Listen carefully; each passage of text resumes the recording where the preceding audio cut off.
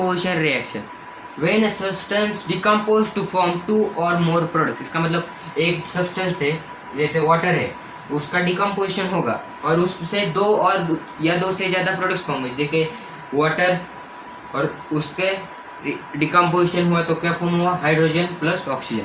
तो डिकम्पोजिशन होने के लिए भी एनर्जी सप्लाई करनी पड़ती है, इसीलिए डिकम्पोजिशन रिएक्शन को हम इंडोथर्मिक रिएक्शन भी कह सकते हैं। तो डिकम्पोजिशन रिएक्शन कौन सा और है, इंडोथर्मिक। इंडोथर्मिक आगे हम देखने वाले, आपको वैसे पता ही होगा पर आगे हम देखने वाले। इसका मतलब आप देख सकते हैं hydrogen plus water, sorry water gives hydrogen plus oxygen, तो इनके लिए एनर्जी सप्लाई करनी पड़ती है। तो इसी के बेसिस पे डिकम्पोजिशन रिएक्शन के कितने टाइप्स पड़े भाई, बोलो बोलो ना, कमेंट करते चलो।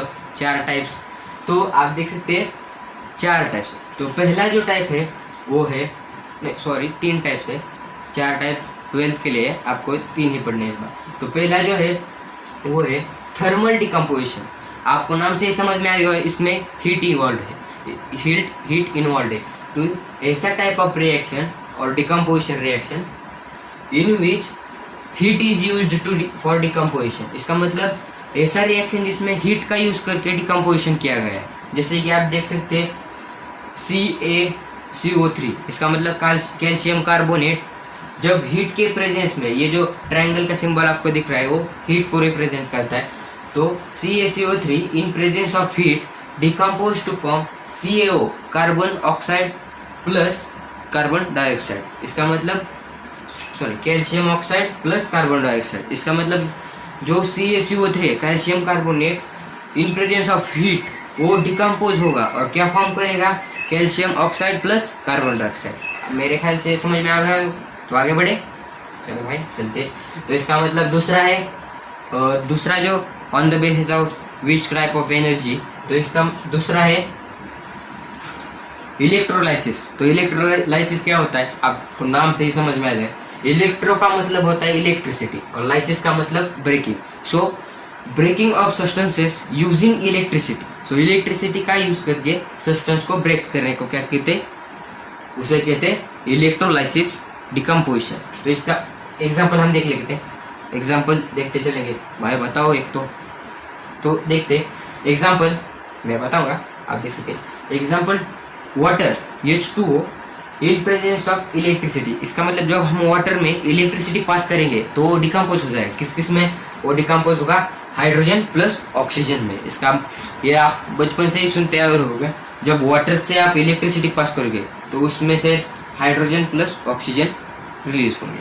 और इसके बाद जो तीसरा टाइप है, 12th के लिए 4 है पर आपको 3 ही पढ़ने, इसलिए तीसरा टाइप से जो तीसरा टाइप है वो है फोटोलाइसिस। फोटोलाइसिस या फोटो डिकम्पोजिशन भी आप कह सकते हैं। तो फोटोलाइसिस, तो इस फोटोलाइसिस में आप, फोटो का साइंस में आपको पता है, फोटो का मतलब लाइट और लाइसिस मतलब breaking. So breaking of substance using light. तो ऐसा कौन सा एग्जांपल है, देख सकते हैं silver chloride AgCl2 in presence of sunlight. जब आप सिल्वर क्लोराइड को सनलाइट में रखेंगे तो वो उसका कलर चेंज हो जाएगा। तो वहाँ पे क्या रिएक्शन होता है देखते हैं। Silver chloride in presence of sunlight it breaks into silver and chloride. इसका मतलब जो सिल्वर क्लोराइड है AgCl2 वो ब्रेक हो जाएगा, किसमें, सिल्वर और क्लोराइड, वो दोनों डिकम्पोज हो जाएंगे। समझ में आया। तो इसके बाद है डिस्प्लेसमेंट रिएक्शन। अब डिस्प्लेसमेंट करना मतलब बाहर निकालना है को उसकी जगह पे जाके बैठना। आप करते होगे क्लास में, ऐसा हो जाता है, यहाँ भी वही है decomposition, sorry displacement reaction. So displacement reaction में क्या होता है, when highly reactive metal displaces less reactive metal from its compound. इसका मतलब हाईली, आप देख सकते हैं जब आपके क्लास में भी डिस्प्लेस किसको करता है, जो ताकतवर बच्चा है वो जो ये है उसको डिस्प्लेस कर देता है। यहाँ पे जो हाईली रिएक्टिव मेटल है वो लेस रिएक्टिव मेटल को डिस्प्लेस कर देता है।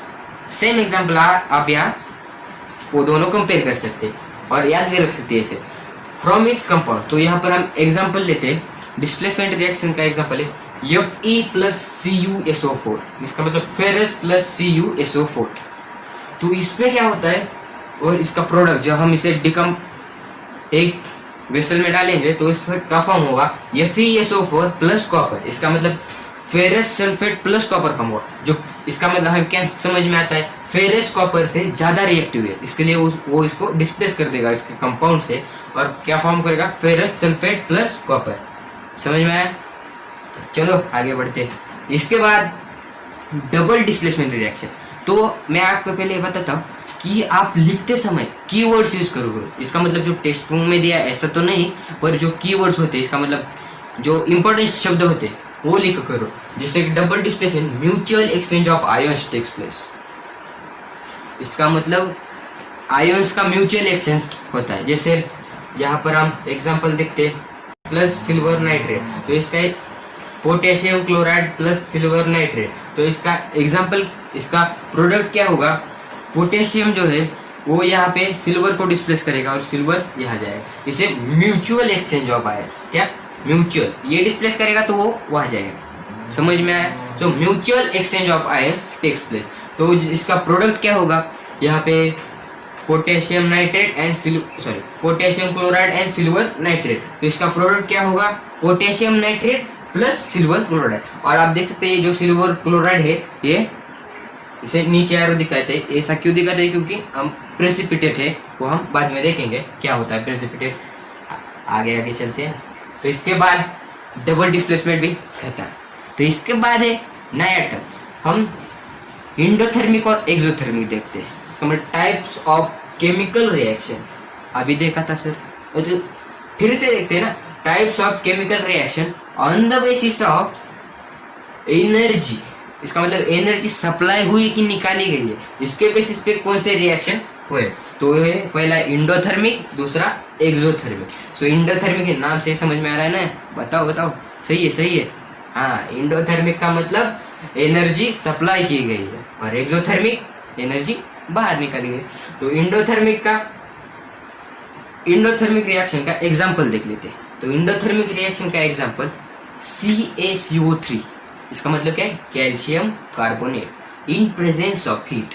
सो जब हीट सप्लाई की जाती है, इसका मतलब इंडोथर्मिक रिएक्शन हो रही है, हीट सप्लाई की जाती है तो वो ब्रेक हो जाता है किसमें, CaO, इसका मतलब calcium oxide plus carbon dioxide.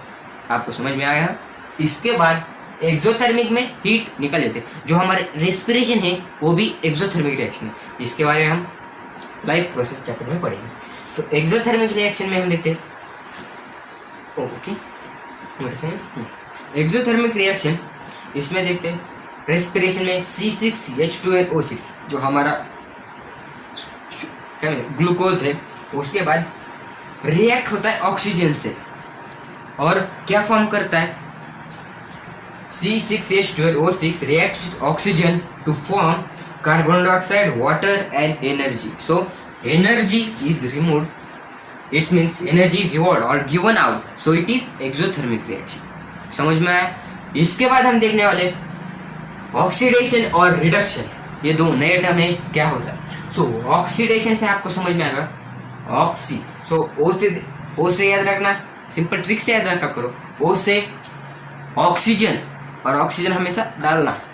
सो वो oxidation type of reaction in which oxygen is added और in terms of oxygen we say oxygen is added, और जो रिडक्शन है type of reaction in which oxygen is removed, so added removed। इसके बाद in terms of hydrogen, so hydrogen के in terms क्या होता है, इन ऑक्सीडेशन में hydrogen type of reaction in which hydrogen is removed और reduction होता है, इसमें हाइड्रोजन ऐड किया जाता है, ये एक दूसरे के ऑपोजिट है।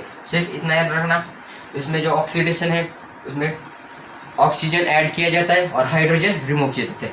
यहाँ रिडक्शन में ऑक्सीजन रिमूव किया जाता है और हाइड्रोजन ऐड किया जाता है। इलेक्ट्रॉन के टर्म में आपको नहीं है, वो 12th चैनल को है, हम वहाँ पढ़ेंगे।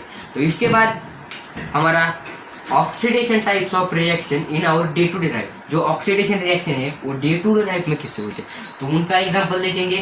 कोरोजन, आपको पता ही होगा, जो हमारे घर में लोखंड का सलिया होता है उस पे जो जंग होता है वो एक प्रकार का कोरोजन है। पर आप रस्टिंग को कोरोजन नहीं कह सकते, क्योंकि जो रस्टिंग होता है आयरन का जब कोरोजन होता है तो उसे रस्टिंग कहते हैं। तो हम देखते हैं corrosion, when a substance interact with oxygen, moisture, acid, anything else or etc. to form oxide layer। इसका मतलब जो सब्सटेंस होता है वो एटमॉस्फेयर में प्रेजेंट किसी भी सब्सटेंस से रिएक्ट करता है, जैसे कि ऑक्सीजन, मॉइस्चर और acid etcetera, to form oxide, जैसे कि ferrous plus oxygen in presence of moisture it gives ferrous oxide. इसका मतलब जो हमारा जो आयरन होता है जब वाटर और ऑक्सीजन के कांटेक्ट में आएगा तो वो क्या फॉर्म करेगा, फेरस ऑक्साइड। इसका मतलब वो रस्टिंग होगा। एक rusting is one type of corrosion reaction. इसके बाद है रेंसिडिटी। तो रेंसिडिटी एक नया टर्म है जो in terms of oil and fat, जो हमारे फूड है उसमें जो आप देख सकते हैं हमारे जो घर में फूड है उसमें ऑयल तो होता है, सो द ऑयल है, सो रेंसिडिटी। व्हेन ये भी एक टाइप का ऑक्सीडेशन रिएक्शन है। सो रेंसिडिटी में क्या होता है, जो ऑयल एंड फैट वो ऑक्सीडाइज हो जाते हैं और उसका ऑयल एंड फैट ऑक्सीडाइज हो जाते हैं और उसकी वजह से क्या फॉर्म होता है, ऑक्सीडाइज होने के उनका गंदा स्मेल आता है, bad smell, and order changes also, order means also smell, so it changes. So this is a type of oxidation which is rancidity in our day to day life. So hi boys, अगर ये आपको video अच्छा लगा तो हमारे channel को subscribe कीजिए, like कीजिए, कमेंट कीजिए और शेयर कीजिए। अगर आपको कुछ दिक्कत आई हो और कुछ प्रॉब्लम हो तो कमेंट करके जरूर बताइएगा। Thank you.